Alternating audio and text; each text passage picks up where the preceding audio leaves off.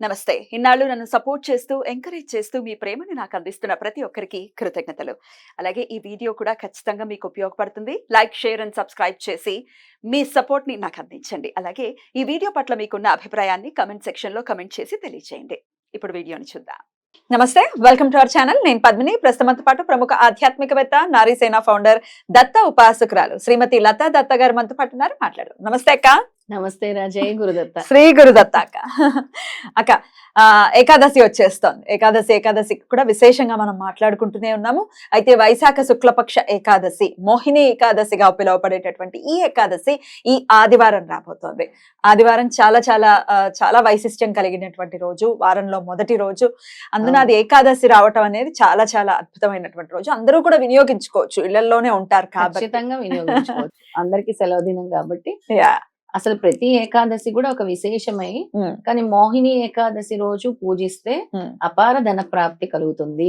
ఎందుకు అంటే వైశాఖ మాసం మొత్తం విష్ణుమూర్తికి, లక్ష్మీదేవికి పూజలు చేస్తే గనక మనకి మాఘమాసం ఎంతటి ఫలితమో, కార్తీక మాసం ఎంతటి ఫలితమో అంతటి విశేషమైంది వైశాఖ మాసం. ఈ శుక్లపక్షంలో వచ్చే రోజులన్నీ కూడా చాలా చాలా వైశిష్ట్యం కలిగినవి.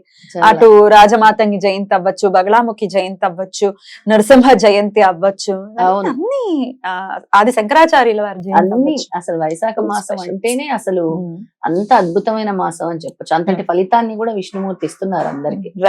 మరి మోహిని ఏకాదశికి ఏం చేయమంటారు? మోహిని ఏకాదశి పేరులోనే మోహిని అని ఉంది. ఎందుకంటే విష్ణుమూర్తి మోహిని అవతారం ఎత్తారు కాబట్టి. ఆ ఘట్టం వినాలి అసలు భాగవతంలో. అద్భుతం. భాగవతంలో ఆ ఘట్టము ప్రత్యేకంగా ఉంటుంది. అసలు మనం టూకీగా చెప్పాలంటే రాక్షసుల నుంచి కాపాడటం కోసం విష్ణుమూర్తి ఎత్తిన అవతారం అంతే చెప్పు. దీనికి ఒక కథ ఉంది, అంటే విష్ణుమూర్తి భాగవతంలో ఉంది. కానీ నేను చెప్పే కథ ఏంటంటే, ఒక వ్యాపారస్తుడు ఉండేవాడు సరస్వతి నది తీరాన ఒక రాజ్యంలో. ఒక రాజే అతను బాగా పరిపాలిస్తూ ఉండేవాడు. అతని పేరు ధనపాలుడు. అతనికి 5 కొడుకులు ఉండేవారు అనమాట. రాజ్యం బాగుంది, అందరూ బాగున్నారు. ఏంటి అంటే భగవంతుడు ఏదో ఒకటి పెడతాడు కదా ఎలాంటి వాళ్ళకైనా. 5వ కొడుకు అస్సలు ఎంతటి పాప కర్మలు చేసేవాడంటే అస్సలు మాట వినేవాడు కాదు. అసలు వాడి పేరే దృష్టబుద్ధి. దృష్టబుద్ధి పేరుకి తగ్గట్టే ఉంది. అందుకే పేరుని ఆచితూచి పెట్టాలి. ఇవన్నీ ఉంటాయి, ఇలానే ఉంటాయి. దృష్టబుద్ధి అసలు వాడి పేరే దృష్టబుద్ధి. ఆ తండ్రి అసలు నాకు ఏంటి కర్మ, అసలు ఇంతటి రాజ్యంలో ఎక్కడ కూడా అన్ని బాగా సజావుగా నడుస్తున్నాయి, నా కొడుకు ఏంటి అసలు ఇలాంటి వాడేంటి, అసలు ఎంతో చెప్పి చూశాడు అయినా మాటినలేదు. అప్పుడు ఇంకా రాజు భరించలేక తీసుకెళ్లి అడవుల్లో వదిలేస్తాడు. దృష్టబుద్ధి కదా, దృష్టబుద్ధి ఆలోచనలన్నీ దృష్టంగానే ఉంటాయి. ఇంకా అడవుల్లో వదిలేసి ఇంకా ఇదే నువ్వు శిక్ష అనుభవించాలి, నువ్వు మారకపోతే అడవులే శరణ్యం అని వదిలేస్తారనమాట. వదిలేస్తే అలా వెళ్తూ, అంటే అరణ్యంలో వెళ్తూ కౌండిన్య ఋషి కలుస్తాడు. కలిసి అతనికి నీళ్లు ఇలా తీసుకొని నీళ్ళు జల్లి, అసలు నువ్వు గత జన్మలో నుంచి చేసిన పాప కర్మలు కూడా నేను వెంటాడుతున్నాయి, అందుకే ఈ జన్మలో కూడా నువ్వు అనేక పాపాలను అనుభవిస్తూ ఉన్నావు, అనేక పాపాలు చేస్తూ ఉన్నావు, అనుభవిస్తూ ఉన్నావు, అందుకే నువ్వు అరణ్యంలో ఉన్నావు, చేస్తున్నావు. నువ్వు ఏకాదశి వ్రతం చేయాలి. ఈ మోహిని ఏకాదశి చేస్తే నీకు జన్మ జన్మల నుంచి వస్తున్నటువంటి పాపాలన్నీ కూడా పోతాయి, హరిస్తాయి. ఆ విష్ణుమూర్తి నిన్ను కాపాడతారు. ఎందుకంటే ఒక రాజు కొడుకు కదా, అడవిలో అలా తిరగటం అని అంటే మరి అంతకంటే కర్మ ఉండదు కదా. ఇంకా అప్పుడు ఆ స్ఫురణ కూడా ఎప్పుడు కలుగుతుంది, ఎప్పుడైతే స్వామి నీళ్ళు జల్లుతారో అప్పుడే వాడికి అరే నేను తప్పు చేస్తున్నాను, నేను పాపాలు చేస్తున్నాను, అంతవరకు ఎవరు చెప్పినా వాడికి వినే అసలు ఆలోచనే లేదనమాట. అంతటి దుర్మార్గుడు లాగా తయారైంది. అప్పుడు స్వామి చెప్పిన తర్వాత ఈ ఏకాదశి వ్రతాన్ని ఆచరించి ఉపవాసం చేసి, ఉపవాస దీక్ష చేసి ఆచరించిన తర్వాత నెమ్మదిగా వాడి బుద్ధి మారుతుంది అనమాట. దృష్టి బుద్ధి నుంచి వాడి పేరు దృష్టబుద్ధి కదా, సన్మార్గంలోకి వచ్చి ఆ కొడుకు మారతాడు. అప్పుడు రాజు ఆ ఏకాదశి వ్రతాల్ని తప్పకుండా ఆచరిస్తూ ఉంటారు అనమాట. అంతటి గొప్ప ఫలితం ఉంటుంది.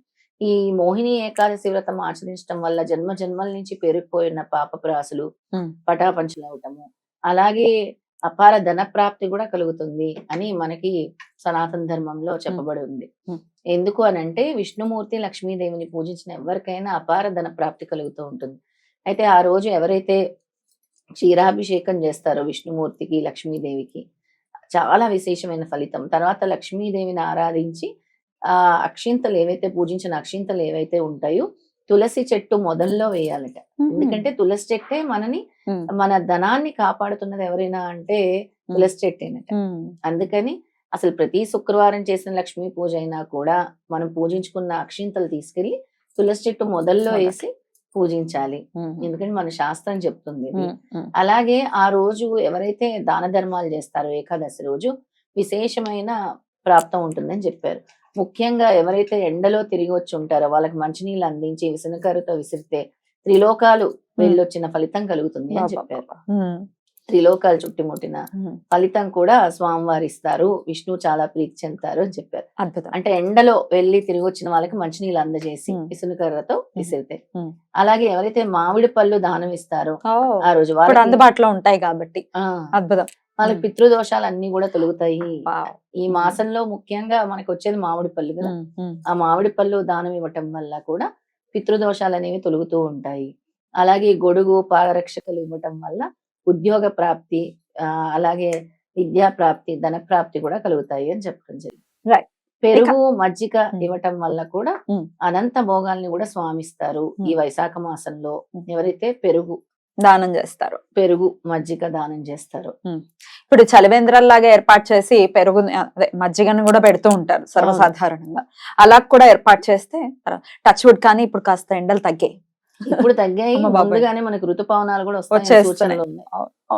రోహిణి కార్తుంది, రోహిణి కార్తుందనే భయపడుతూ ఉన్నాము. కానీ ముందే ఎండలు బాగా గట్టిగా దంచాయి కాబట్టి రోహిణి కార్తె చల్లబడుతుంది. అవును, సో రైట్. అయితే ఈ ఆదివారమే వస్తుంది కాబట్టి చక్కగా ఉపవాసం ఉండేవాళ్ళు, ఉండగలిగిన వాళ్ళు చక్కగా ఉండటము అట్లా కూడా చేసుకోవచ్చు కదా. చేసుకోవచ్చు. ముఖ్యంగా ఆదివారం అసలు ఏం చెప్తారు అని అంటే ధన ప్రాప్తి కోసము ఎప్పుడైనా సరే అరుణ హోమం చేసుకోవాలని చెప్తారు.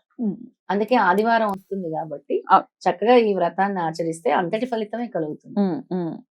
అలాంటి ఫలితమే స్వామివారు ఇస్తారు. ఆదివారం రావటం మంచి విశేషము.